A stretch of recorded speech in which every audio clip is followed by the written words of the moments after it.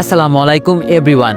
যদি তুমি থাকতে গল্পের দ্বিতীয় পার্ট, আর তোমরা অনেকেই বলতাছো যে ভাইয়া অন্ধমের ভালোবাসা গল্পের দ্বিতীয় সিজন দেন। তো তোমাদের তো আমি বলছি যে অন্ধমের ভালোবাসা গল্পটির দ্বিতীয় সিজন লেখা চলতেছে, তো এটা কমপ্লিট হলেই আমি নিয়ে আসবো। আর এই যে এই গল্পটি চলতেছে, এইটা যদি তোমাদের ভালো না লাগে তাহলে আমাকে আনসাবস্ক্রাইব করে দিও।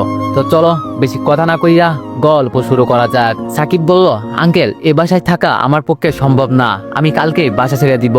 সাকিবের কথায় অবাক হয়ে আজিজ চৌধুরী সাকিবের দিকে তাকায়। অবাক হবারই কথা, কত অনুরোধ করার পর আজিজ চৌধুরী সাকিবকে বাসা ভাড়া দিয়েছে, নয়তো এমন ব্যাচেলার ছেলেকে কেই বা বাসা ভাড়া দিবে। একটু থেমে সাকিব আবার বলল, পুরো মাসের ভাড়া দিয়ে দিব, এখন তো মাসের অর্ধেক। আজিজ চৌধুরী বলল, তা তুমি এত অনুরোধ করে বাসা ভাড়া নিলে, এখন আবার বাসা ছেড়ে দিতে চাচ্ছ? সাকিব বললাম, আসলে আমার একটু প্রবলেম হচ্ছে এখানে। আজিজ চৌধুরী বলল, তোমার প্রবলেম সলভ করার জন্য আমি তো আছি, এখানে তোমার কিসের প্রবলেম হচ্ছে সেটা তুমি আমায় বলবে না? পর্দার আড়ালে দুইটা কৌতূহলী চোখ দেখা যাচ্ছে, যে নিজেকে আড়াল দেখে আজিজ চৌধুরী আর সাকিবের কথা শুনছে। সাকিব আর চোখে দেখে বুঝলো রূপা ছাড়া আর কেই বা হতে পারে। সাকিবকে নিরুত্তর দেখে আজিজ চৌধুরী আবার বলল, কি প্রবলেম তোমার বলো? রূপার কারণে কোনো সমস্যা হচ্ছে? ও কি তোমার কোনো রকম ডিস্টার্ব করছে? হ্যাঁ বলতে গিয়েও থেমে যায় সাকিব। রূপা যতই যা করুক, রূপার প্রতি আলাদা টান কাজ করে সাকিবের। মেয়েটা অবুঝ প্রকৃতির, ওর ঘাড়ে দোষ না দেওয়াই ভালো। ইতস্তত বোধ করছে সাকিব। হাতের ঘড়ির দিকে তাকিয়ে তাড়াহুড়ো করে ভাব নিয়ে বলল, আঙ্কেল আমার বেরোতে হবে এখন, আসছি, পরে কথা বলবো আপনার সাথে। আজিজ চৌধুরী ফ্ল্যাট থেকে বেরিয়ে পড়লো সাকিব। লম্বা একটা দীর্ঘশ্বাস ছাড়লো, একদম বেয়াক্কেল হয়ে গেল জানো। কেন বাসা ছাড়বে তার উপযুক্ত কারণ দাঁড় করিয়ে আজিজ চৌধুরীর কাছে যাওয়া উচিত ছিল। এভাবে হুট করে গেল। রূপার দই দিতে গিয়েও বিবেকে বাধা দিল। মেয়েটা একটু অদ্ভুত টাইপের, কেমন সহজ সরল মায়া মায়া চেহারা। ভেবে চিনতে একটা অজুহাত বের করে না হয় বাসা ছাড়ার কথা বলবে। কাঁধের উপর কারো হাতের স্পর্শ পেয়ে পিছনে ফিরে তাকাই সাকিব। তাপা কণ্ঠে বলল, রূপা। রূপা চোখগুলো ভেজা, কাঁদছে মেয়েটা। কেন কাঁদছে বুঝতে পারছে না সাকিব। কি হয়েছে, এখানে আসছো কেন? আচমকা সাকিবকে জড়িয়ে ধরে রূপা। রূপা বলল, আপনি এখান থেকে যাবেন না প্লিজ। বাবা মা তাহলে আমার দই দিবে, আজিজ চৌধুরী আমায় এই বাড়ি থেকে তাড়িয়ে দিবে। কারেন্ট শক খাওয়ার মতো কেঁপে উঠতে সাকিব। এভাবে কাউকে জড়িয়ে ধরা যায় জানা ছিল না সাকিবের। নিজেকে সামলিয়ে বলল, আরে এভাবে জড়িয়ে ধরছো কেন? ছাড়ো ছাড়ো, কেউ দেখে ফেললে বাজে ভাববে। রূপা কান্না ভেজা কণ্ঠে বলল, ছাড়বো না, আগে বলেন যাবেন না, আমি আপনার শার্ট প্যান্ট ফেরত দিয়ে দিব। রূপার স্পর্শে অদ্ভুত শিহরণ অনুভব করছে সাকিব। মেয়েটার মাঝে সংকোচ বোধ নেই, থাকলে কি এভাবে কাউকে জড়িয়ে ধরে? আমি বললাম, না যাব না, ছাড়ো এবার। সাকিবকে ছেড়ে দেয় রূপা, চোখগুলো লাল হয়ে আসে। সাকিব একটা চেয়ার টেনে বলল, বসো এখানে। রূপা একবার সাকিবের দিকে তাকিয়ে বাধ্য মেয়ের মতো বসলো। সাকিব বলল, এখানে বসতে হলে কান্না থামাতে হবে। চোখের জল মুছতে মুছতে রূপা বলল, আপনি যদি বাবার কাছে আমার নাম বলতেন তাহলে আম্মুকে কথা শোনাতো খুব। তারপরেও বুঝে গেছে হয়তো আমি আপনার ডিস্টার্ব করছি, তাই আপনি চলে যেতে চাচ্ছেন। সাকিব বলল, সেজন্যই বলিনি। ওয়ানেক্সের সবচেয়ে বিশ্বস্ত বুকমেকার, যা পিএইচডি এবং সিরিয়া অ্যাপের অফিসিয়াল পার্টনার। এই অ্যাপসে আপনি cricket, football, tennis live match দেখতে এবং তাদের স্কোর ভবিষ্যৎবাণী করে সহজেই অর্থ উপার্জন করতে পারবেন। সেই সাথে বিএমডব্লিউ গাড়ি, আইফোন, ল্যাপটপ এবং আরো অনেক নগদ পুরস্কার জেতারও সুযোগ রয়েছে। এই অ্যাপটিতে আপনি crash crystal, under and over 21 ইত্যাদি গেম খেলে সহজেই আয় করতে পারবেন। আপনি বিকাশ, নগদ, রকেট ব্যাংক, ক্রিপ্টো, পেপল এবং অন্যান্য সহজ পদ্ধতির মাধ্যমে সহজেই আপনার জেতা টাকা তুলতে পারবেন। এখানে আপনি 24 ঘন্টায় 7 দিন গ্রাহক সহায়তা পাবেন। তাই এখনই পিন কমেন্টের লিঙ্ক ব্যবহার করে রেজিস্ট্রেশন করুন, অথবা গুগলে ওয়ানেক্স সার্চ লিখে রেজিস্ট্রেশন করুন। আর হ্যাঁ, রেজিস্ট্রেশনের সময় আমার প্রোমো কোড ভোটো7 ব্যবহার করে প্রথমবার ডিপোজিটে 20,000 টাকা পর্যন্ত পান। সাকিবের মাথায় ব্যান্ডেজ করা। রূপা সাকিবের কপালের দিকে তাকিয়ে বলল, আমি ইচ্ছা করে গ্লাস মারিনি। সাকিব বলল, তো কিভাবে মেরেছ? রূপা বলল, জানি না। সাকিব একটু চুপ থেকে বলল, আচ্ছা তুমি তোমার বাবা মায়ের কাছে থাকো না কেন? রূপা বলল, তো আমি কার কাছে থাকি? সাকিব বলল, আজব, ছায়লা আন্টি তো তোমার খালা, তুমি তোমার খালার কাছে থাকো কেন? রূপা বলল, না না, উনি আমার মা। আরেকটা ডাইনি মহিলা আছে, সে বলে আমি নাকি তার মেয়ে, কিন্তু আমার মনে হয় আমি ছায়লা আম্মুর মেয়ে। ফিক করে হেসে দেয় সাকিব। ছায়লা আম্মুর মেয়ে? কি আজব কথা, তোমার আম্মুকে সেটা তুমি বলতে পারো না? একজন বললেই হলো নাকি? রূপা বলল, হ্যাঁ পারি তো বলতে, আপনার ছায়লা আন্টি আমার আম্মু। ধুর, হিসাব মিলাতে পারছে না সাকিব। এই মেয়ের মেন্টালি প্রবলেম আছে। তুমি যদি আমার আর কোনো রকম ডিস্টার্ব করো আমি কিন্তু চলে যাব, এটা তোমার লাস্ট চান্স। মাথা ঝাঁকিয়ে রূপা বলল, আচ্ছা। দুপুরে রোদের ভিতরে পায়ে হেঁটে ভার্সিটি থেকে ফিরছে সাকিব। বেশ তাড়াতাড়ি হাঁটছে, রোদে মাথা ঝিমঝিম করছে। মধ্যবিত্ত ফ্যামিলির ছেলে সাকিব, বাবা মা খুব কষ্ট করে ইঞ্জিনিয়ারিং পড়াচ্ছে। অবশ্য এখন টিউশনির টাকায় চলে যায় সাকিবের, তবুও সবসময় হিসেবে থাকে কিভাবে টাকা বাঁচানো যায়। ভার্সিটি থেকে পায়ে হেঁটে বাসায় আসলে 30 টাকা বেঁচে যায়। জীবনে সাকসেস হতে হলে এই একটু কষ্ট তো করতেই হয়। 3 বোন, 1 ভাইয়ের মাঝে সাকিবই বড়। বোন 3 জন, সাকিবের ছোট। টানপড়নের সংসারে ছেলে মেয়েদের লেখাপড়ার খরচ জোগাতে হিমশিম খেয়ে যায় সাকিবের বাবা। ছোট্ট একটা দীর্ঘ নিঃশ্বাস ফেলে সাকিব। দুপুরবেলা রাস্তা পুরো ফাঁকা। এলোমেলো পায়ে তাড়াতাড়ি হেঁটে চলে আসলো বাসায়। বাসায় এসে কিছুক্ষণ রেস্ট নিল। আজকে রাতে ইচ্ছা করছে না মোটেও। কলেজ লাইফ থেকে ম্যাচে থাকতো সাকিব। মাঝে মাঝে বুয়ার অনুপস্থিতিতে রান্না করতে করতে এখন পাক্কা রাঁধুনি হয়ে গেছে। যদিও রাঁধুনি শব্দটা শুধু মেয়েদের সাথেই যায়। রান্নার উদ্দেশ্যে শোয়া থেকে উঠে ক্লান্তির জন্য আর রাত ইচ্ছা হলো না, আবার শুয়ে পড়ল। কলিং বেলের শব্দে ঘুমানো আর হলো কোথায়। খুব বেশি বিরক্ত নিয়ে দরজা খুলল সাকিব। দরজার সামনে দাঁড়িয়ে আছে রূপা, হাতে 1 প্লেট পোলাও আর মাংস। রূপার দিকে জিজ্ঞাসাসূচক দৃষ্টিতে তাকালো সাকিব। মুচকে এসে রূপা বলল, আপনার জন্য এনেছি। সাকিব বলল, শায়লা আন্টি পাঠিয়েছেন? কোনো উত্তর দেয় না রূপা। রুমে ঢুকে টেবিলের কাছে প্লেটটা রেখে বলল, নেন নেন, খেয়ে উদ্ধার করেন আমায়। অবাক হয়ে তাকিয়ে আছে সাকিব। এখন একদম স্বাভাবিক মনে হচ্ছে রূপাকে। কালো রঙের একটা 3 পিস পরা রূপা, চুলগুলো বেনিগাটা, হাঁটু ছোঁয়াছে, ঠোঁটের নিচে তিলটা স্পষ্ট আছে। বেশি পরিপাটি মনে হচ্ছে। মনে মনে খুশি হয়েছে সাকিব। রান্না করতে ইচ্ছা করছিল না। এমন সময় যদি কেউ খাবার পাঠায় অদ্ভুত ধরনের ভালো লাগে। সাকিব রূপার দিকে তাকিয়ে বলল, আমার শার্ট প্যান্ট নিতে আসনি তো আবার খাবার দেওয়ার বাহানায়? হেসে দেয় রূপা আর বলল, না না, শার্ট প্যান্ট তো ছাদ থেকেই নেওয়া যায়, তার জন্য কি রুমে আসার প্রয়োজন আছে? সাকিব একটু ভেবে বলল, তাই তো। রূপা বলল, সেই দিনের প্যান্টটা দিয়ে দিব, আলখাল্লার মতো ঢিলা হয়, শার্টটা রেখে দিব। বলে সাকিবের দিকে উত্তরের আশায় তাকায় রূপা। সাকিব মাথা নাড়িয়ে বলল, আচ্ছা। হঠাৎ মুখ গম্ভীর করে রূপা বলল, সেদিন আপনার গায়ে গ্লাস মেরেছিলাম, সেই জন্য আম্মু আমায় থাপ্পড় দিয়েছে। ভালোই করেছে তাই না? ভুল করলে তো সবাই মারবে। রূপার কথাগুলো কেমন যেন বাচ্চা টাইপের লাগছে সাকিবের কাছে। এখন যেন একদম ইনোসেন্ট রূপ। বেশ মজা পাচ্ছে সাকিব। বলে উঠল, হ্যাঁ মারবেই তো। রূপা বলল, সে কি, আপনি খাচ্ছেন না কেন? সাকিব খাবার মুখে নিল। রূপা একটা চেয়ার টেনে সাকিবের কাছে বসলো। রূপা বলল, আম্মুর হাতে রান্না খুব মজা তাই না? খাবার মুখে দিতে দিতে সাকিব বলল, অসাধারণ। রূপা বলল, আপনি একাই খাবেন? খাবার মুখে দিতে গিয়েও থেমে যায় সাকিব। হেসে বলে, তুমি খেয়ে আসনি? রূপা বলল, আরে বাবা, আমি কখন খেলাম? আমি তো আমার খাবার আপনার জন্য নিয়ে আসলাম। ভেবাচাকা খেয়ে যায় সাকিব। লজ্জাও পেয়েছে বেশ। সাকিব বলল, তোমার খাবার তুমি আমার জন্য এনেছো কেন? আমি তো ভাবছি শায়লা আন্টি পাঠিয়েছেন। এখন তো আমি ভাত মাংস মেখে ফেলেছি, তুমি কি খাবে? রূপা বলল, না না, আপনি খান, কিন্তু আমি আপনার সামনে বসে আছি, আমি একটু সাদা উচিত ছিল তাই না? অস্থিরকর অবস্থায় পড়ে যায় সাকিব। ইচ্ছে করছে আধ খাওয়া ভাত আর মাংস ফেরত দিয়ে দিতে। সাকিব বলল, আমি তোমায় সাধবো কিভাবে? ভাত তো 1 প্লেটেই এনেছো। আচ্ছা, তুমি আমার জন্য ভাত আনতে গেলে কেন? আজব। রূপা হেসে বলল, আপনার সাথে ভাব জমাতে। না না, ভাত ফেরত নিব না, আপনি খেয়ে নেন। এখন আর ভাত গলা দিয়ে নামছে না সাকিবের। রূপা মিটমিট করে হাসছে। রূপা বলল, লজ্জা পেয়েছেন বুঝি? কথা বলছে না সাকিব। কিছুক্ষণ চুপ থেকে গভীর গলায় বলে, তোমার মাথায় কি প্রবলেম আছে? তোমার খাবার তুমি আমার জন্য এনেছো কেন? রূপা বলল, বললাম তো ভাব জমাতে। একা একা বিড়বিড় করে বকছে সাকিব। রূপা চেয়ার টেনে সাকিবের একটু কাছে গিয়ে বসলো। রূপা বলল, একা খেতে লজ্জা পাচ্ছেন এখন? আচ্ছা আচ্ছা, আপনিও খান, আমায়ও দেন। সাকিব বলল, তোমার খাবার তুমি পুরোটা নিয়ে যাও। রূপা হা করে বলল, দেন, খাইয়ে দেন। নিঃসংকোচে আবেদন। রীতিমতো অবাক হয়ে যায় সাকিব। এভাবে অপরিচিত একজন মানুষের সাথে এমন বিয়ে কিভাবে করা যায় ভেবে পায় না সাকিব। না, রূপার এসব পাগলামি কোনো চাওয়া পাওয়া খুঁজে লাভ নেই। বড্ড বাচ্চা টাইপের মেয়েটা, খামখাইলের বশত করছে এইসব। সাকিবকে নিরুত্তর দেখে রূপা আবার বলল, কি হলো, দিচ্ছেন না কেন? সাকিব বলল, তুমি বাসায় দিয়ে খেয়ে নিও। চোখ লাল করে রূপা বলে, কেউ যদি আমার কথা না শুনে তাহলে আমার মাথা ব্যথা করে, কাঁদতে ইচ্ছা হয়। আপনি কি চান আমি পাগলামি করি? সাকিব বলল, কি ধরনের ব্ল্যাকমেল এইগুলো? সাকিব এবার রেগে গিয়ে বলল, তোমার খাবার তুমি নিয়ে যাও, দেন বাসায় গিয়ে পাগলামি করো। মুখ গম্ভীর করে ফেলে রূপা। চোখ চলচল করছে, আর একটু হলেই কেঁদে দিবে। রূপা বলল, আমার মুখে কি ময়লা আছে? খাইয়ে দিলে কি পাপ হবে? সাকিব বলল, দেখো রূপা, তুমি বাচ্চা মেয়ে, তুমি এইসব বুঝবে না। আমার রুমে তোমায় কেউ দেখলে বাজে বলবে, প্লিজ তুমি যাও। চেঁচিয়ে ওঠে রূপা, যাব না আমি। চেয়ার ধরে শক্ত করে বসে, কেউ যেন রুম থেকে বের করতে না পারে। সাকিব বলল, রূপা, তুমি ভালো ব্রেনের ডাক্তার দেখাও। রূপা বলল, ব্রেন কি? কথা বলে না সাকিব, এলিয়েন মনে হচ্ছে রূপাকে। রূপা বলল, আপনি যদি আমায় খাইয়ে না দেন তাহলে আমি কাঁদবো, চিৎকার করব।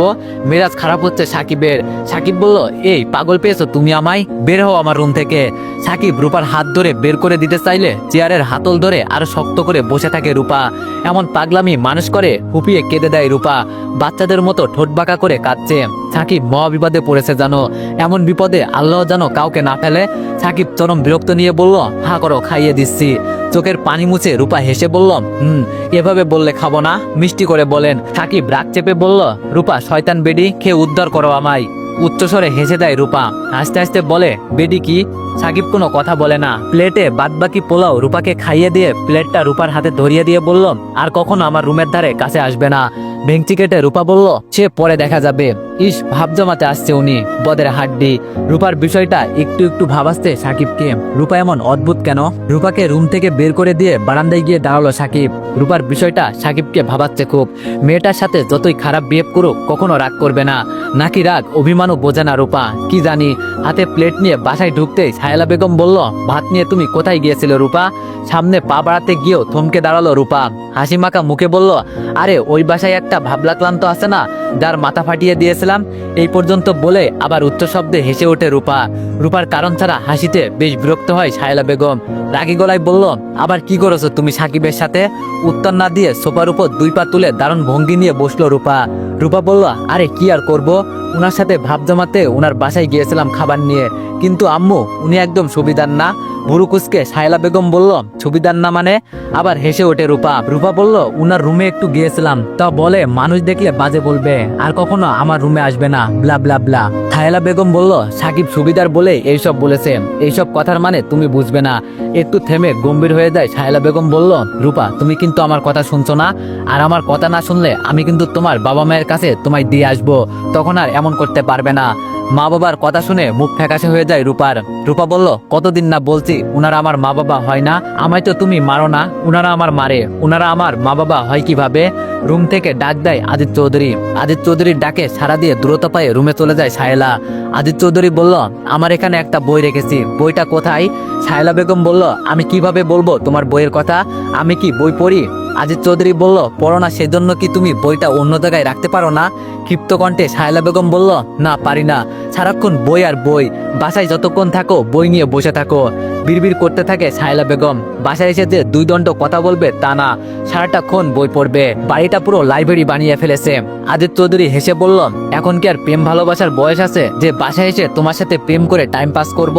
মেজাজ খারাপ হয়ে যায় সাহেলা বেগমের, চোখ লাল করে তাকায়। আদিত্য চৌধুরী আবার বলে, আরে ভুল কি বলেছি, এভাবে চোখ লাল করে তাকাও কেন? সাহেলা বেগম কোনো উত্তর দেয় না। বইটা খুঁজে পেয়ে ছুঁড়ে মারে আদিত্য চৌধুরীর দিকে। হাত দিয়ে আচমকা বইটা ধরে ফেলে আদিত্য চৌধুরী। আদিত্য চৌধুরী বলল, এত ভারী বইটা যদি আমার মাথার উপর পড়তো তাহলে কি আমি বাঁচতাম? সাহেলা বেগম বলল, যে বই গুছিয়ে রাখতে পারে না তার বই না পড়াই ভালো। আদিত্য চৌধুরী বলল, আহা সাহেলা, তুমি একজন সাইক্রিটিস্ট, তোমার মাথায় যদি এত গরম থাকে রোগীদের অবস্থা কি হবে? সাহেলা বেগম বলল, এইসব নিয়ে তোমার ভাবতে হবে না। এই বলে রুম থেকে বেরিয়ে যায় সাহেলা বেগম। রূপা রুমে গিয়ে দেখে শুয়ে আছে রূপা, জানালার ফাঁক দিয়ে আকাশের দিকে তাকিয়ে আছে। যদিও চারপাশে বড় বড় বিল্ডিং গুলোর জন্য আকাশ দেখার জো নেই। সাহেলা বেগমকে দেখেই উঠে বসে রূপা। মুচকে এসে সাহেলা বেগম রূপার পাশে বসলো। সাহেলা বেগম বলল, আগের মতোই মাথায় পেন হয় রূপা তোমার? মাথা ঝাঁকিয়ে রূপা বলে, না আগের থেকে কম। সাহেলা বেগম বলল, ওই যে তোমার হঠাৎ করে মাথা গরম হয়ে যায়, নিজের শরীরে নিজে আঘাত করো, ভাঙচুর করো, কান্না করো, এখন কি এরকম হয়? রূপা একটু ভেবে বলল, না 2 দিন এরকম হয়নি।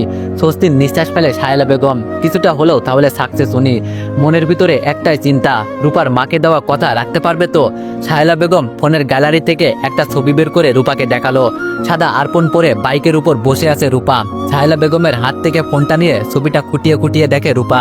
রূপা বলল, এটা আমি? সাহেলা বেগম বলল, তোমার বাবা মা যদি এখানে তোমায় দেখতে আসে তাহলে কি পাগলামি করবে? চোখ মুখ কুঁচকে ফেলে রূপা, যেন সাহেলা বেগম খুব বিশ্রী কথা বলেছে।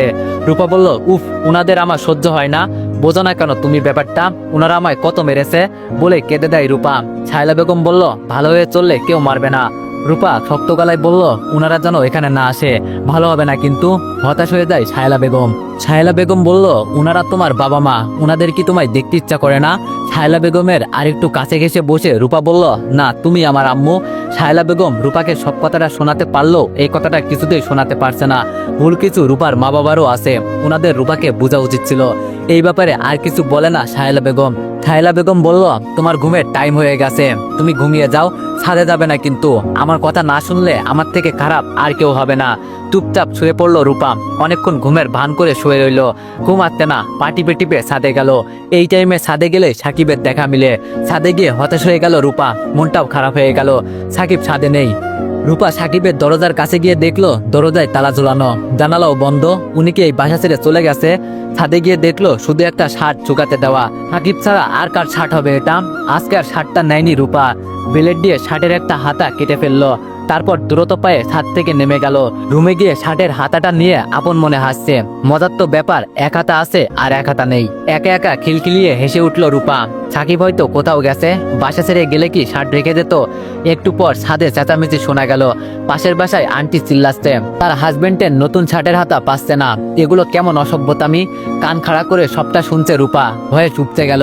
যদি কোনোভাবে জেনে যায়। চুপচাপ ঘুমের ভান করে শুয়ে রইল। চেঁচামেচি শুনে ছাদে গেল শায়লা বেগম। শায়লা বেগমকে ছাদে দেখেই শার্টটা ওনাকে দেখিয়ে বলল, দেখেন খালা, কালকে শার্টটা কিনে এনেছে। ইজি ব্র্যান্ডের 3000 টাকার শার্টটার মূল্য। কথা শুনে বোঝা যাচ্ছে শার্টের মালিক অনেক রেগে আছে। রূপা কি এমনটা করেছে? না জেনে কিছুই বলা যাচ্ছে না। শায়লা বেগম দ্রুত পায়ে রূপার রুমে আসলো। এসে দেখলো রূপা ঘুমাচ্ছে। কয়েকবার ডাক দিল রূপাকে, কোনো সাড়া নেই। শায়লা বেগম নিশ্চিত হলো রূপা এসব করেনি তাহলে। শায়লা বেগম চলে যাওয়ার পরই উঠে বসে রূপা। হাফ ছেড়ে বাঁচলো। শার্টের হাতাটা দ্রুত লুকিয়ে ফেললো, কিন্তু মন ভীষণ খারাপ হয়ে গেল। সাকিবের রুমের দরজায় তালা ঝোলানো, জামা কাপড়ও ছাদে রোদে দেয়নি। তবে কি সত্যি চলে গেল সাকিব? সাকিবের কথা ভাবতে ভাবতে ঘুমিয়ে যায় রূপা। হঠাৎ ঘুম ভেঙে যায়। ঘুটঘুটে অন্ধকার চারিদিক। সেই বিকেলে ঘুমিয়েছে, এখন রাত 1:30 বাজে। আস্তে আস্তে বিছানা থেকে নেমে লাইট অন করে রূপা। মাঝরাতে ঘুম ভাঙলে আর ঘুম হয় না। জানালার পর্দা সরিয়ে বাইরে তাকায় রূপা। পূর্ণিমার রাত বোধহয়। অনেকক্ষণ চেয়ারে বসে থেকে বের হয় রূপা। আচমকা মনে পড়ে সাকিবের কথা। উনি কি এখনো ফেরেনি বাসায়? রূপা এক মুহূর্ত দেরি না করে চলে যায় সাকিবের রুমের কাছে। অদ্ভুত থমথমে পরিবেশ, চারিদিকে কোনো কোলাহল নেই। দরজার সামনে এখন আর তালা ঝোলানো নেই। তার মানে সাকিব বাসায় ফিরেছে। ঠোঁটের কোণে হাসি ফোটে রূপার। কেউ যদি এখন সজাগ হয়ে যায়, নিশ্চিত চোর ভেবে গণধোলাই দিবে। সাকিবের খাটটা রুমের দেয়াল ঘেঁষে। খাট বরাবর 2টা জানালা রয়েছে। জানালা দুটো খোলা। রুমের ভিতর কিছুই দেখা যাচ্ছে না অন্ধকারের জন্য। রূপা আবার রুমে গিয়ে টর্চ লাইট নিয়ে আসে। জানালা দিয়ে লাইটের আলো গিয়ে পড়ে সাকিবের মুখে। গভীর ঘুমে আচ্ছন্ন সাকিব। রূপা লাইট মেরে পুরো রুমটা দেখতে লাগলো। 2টা খাট সাকিবের রুমে, আরেকটা খাটেও মানুষ ঘুমাচ্ছে। সাকিব তো একা এখানে থাকে, তাহলে ওই খাটে কে? রূপা ভালো করে লাইট মেরে দেখলো 2জন মানুষ ঘুমাচ্ছে অন্য খাটে। একটু বয়স্ক, সাকিবের মা বাবা হতে পারে। ওই দিকে আর মনোযোগ দেয় না রূপা। জানালার ফাঁক দিয়ে সাকিবের চুল টান দেয়। ঘুম ভাঙছে না সাকিবের। লাইটটা মারলো সাকিবের চোখের দিকে, যাতে আলো একদম চোখ বরাবর পড়ে। লাইটের আলো চোখ পড়তে চোখ মুখ কুঁচকে ফেলে সাকিব। রূপা বারবার লাইট মারছে।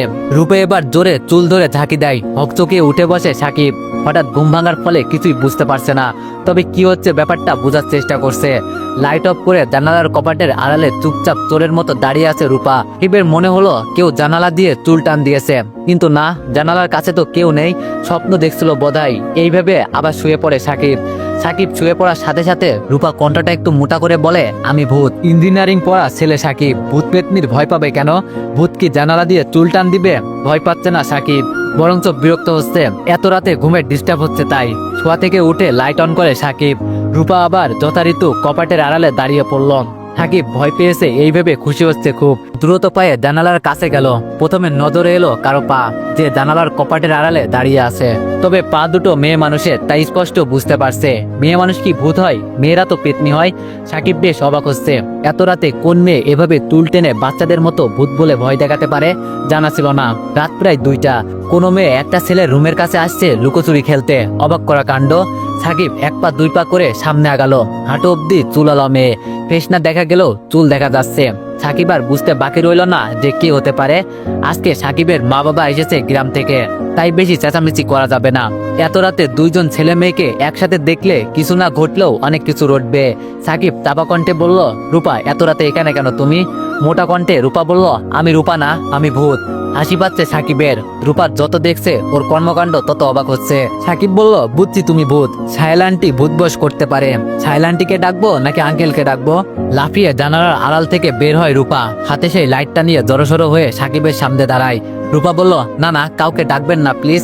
খানিকক্ষণ চুপ থেকে রাগী কণ্ঠে সাকিব বলল, এত রাতে তুমি এখানে কেন এসেছো? কেউ যদি দেখে ফেলে কি হবে সেটা তুমি জানো? আমার মা বাবা আসছে আজকে, তারা যদি সজাগ হয়ে যায়। একটু থেমে সাকিব আবার বলল, এই মেয়ে, এই প্রবলেম কি তোমার? বলেছি না আমার রুমের কাছে আসবে না। মাথায় কি কোনো সেন্স নেই? মাথা নিচু করে দাঁড়িয়ে আছে রূপা। আপচা আলোতে বোঝা যাচ্ছে যে ওর মুখটা ফ্যাকাশে হয়ে গেছে। ঠান্ডা গলায় রূপা বলল, সব আমার দোষ তাই না? বিকেলে যদি আপনি আমার কাছে বলে যেতেন তাহলে কি আমি আপনার খুঁজতে আসতাম এত রাতে?